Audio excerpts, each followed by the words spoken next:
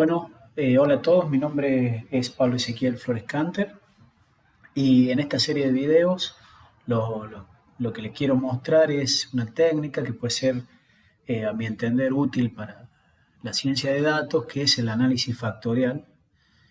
Eh, Vamos a ir viendo en este primer video algunos conceptos claves, pero básicamente el análisis factorial se aplica en la validación de inventarios o test psicológicos, ¿sí? Muchos de ustedes seguramente han respondido alguna vez en su vida a alguna encuesta de psicología que les hace preguntas del tipo, bueno, eh, cuán ansioso se ha sentido en las últimas 2 semanas, cuán preocupado se ha sentido, si ha sentido tristeza o si ha tenido algún tipo de pensamiento, por ejemplo, eh, si ha pensado que el futuro es incierto.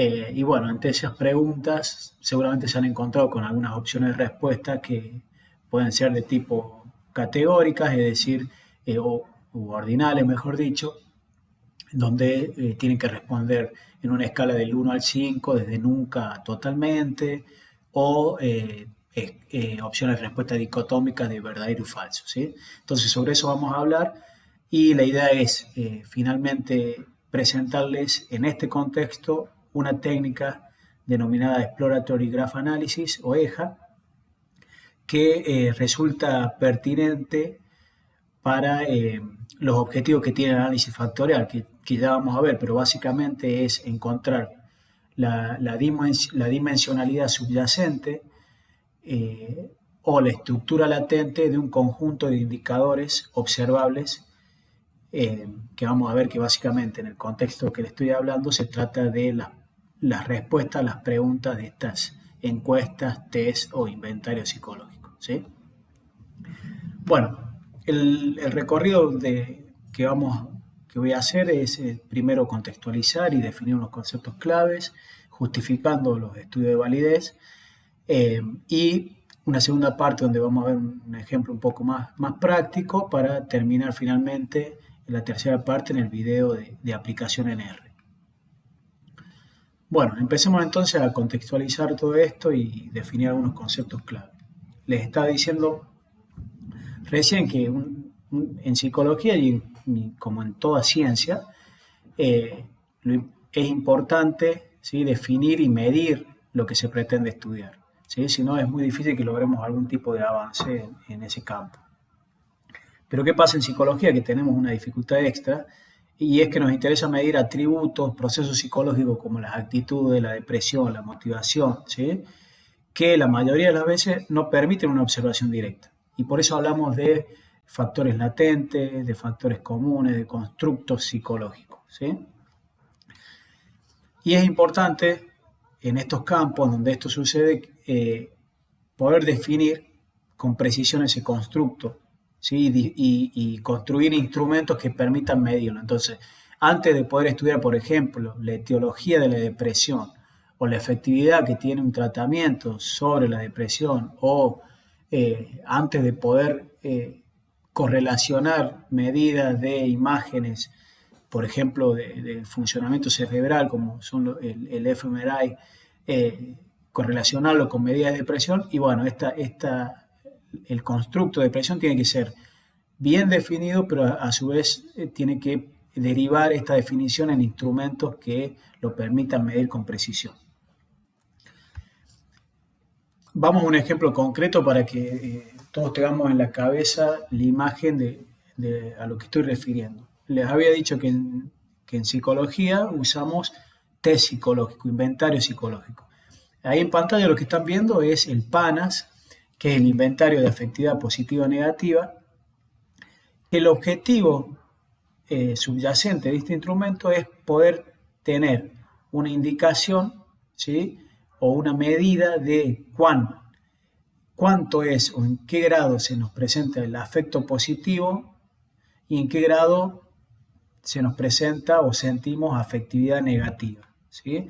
Entonces, básicamente la introducción de este inventario dice, por favor, lea las siguientes afirmaciones, ¿sí?, y para cada una de esas emociones que se listan, indique la frecuencia o el grado en que la ha experimentado en las últimas semanas o en general.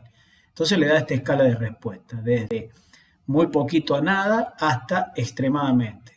Y esos valores, o eso, a cada una de estas emociones, uno tiene que indicar en qué medida la ha experimentado. Entonces, por ejemplo, estresado o triste o determinado, ¿sí? O entusiasta.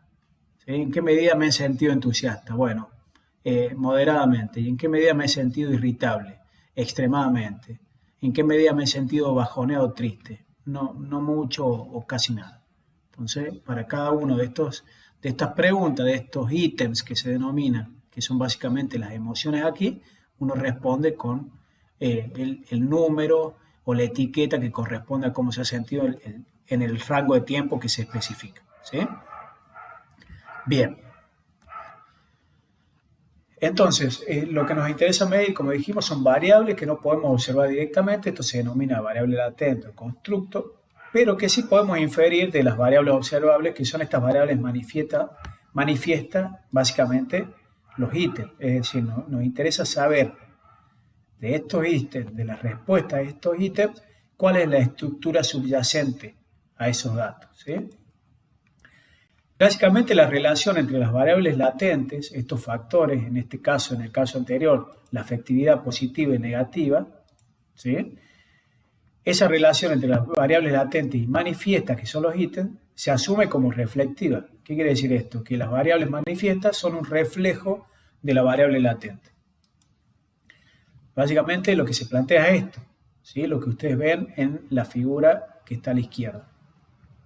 Lo que se plantea es que hay una serie de indicadores observables que son los ítems a los cuales responden los participantes a las distintas preguntas, que está determinado por un factor latente no observable y a la vez por un factor de error, que básicamente el factor de error es aquello que no se explica de la respuesta a esos indicadores observables por el factor latente. Y fíjense la diferencia entre lo que sería un modelo formativo, que esto básicamente es el análisis de componentes principales, por ejemplo.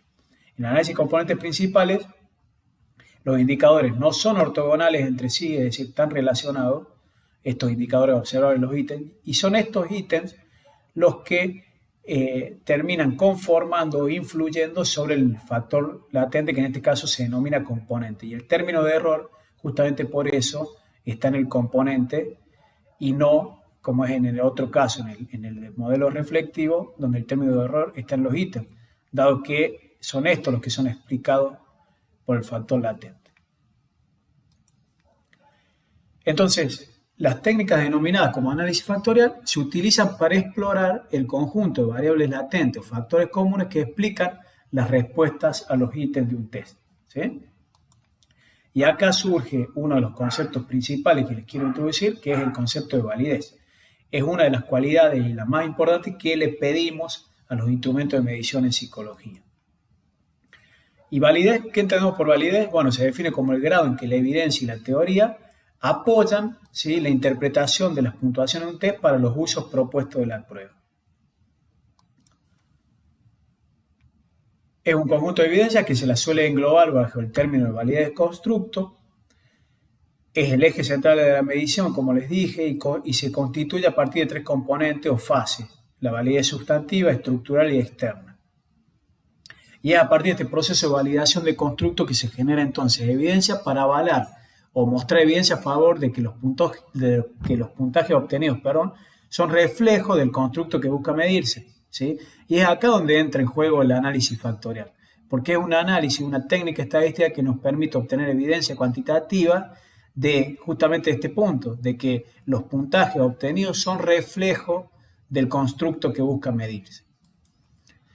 Esta tablita simplemente para que vean que este tópico es mucho más complejo, supone muchas fases, pero nosotros nos vamos a centrar acá, en la fase de validez estructural.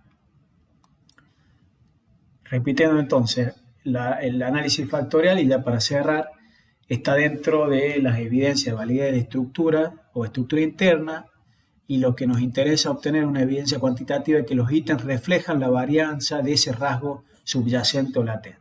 ¿Sí? Bueno, ahí vamos a ir al segundo video para ver por qué es importante esto. ¿Sí?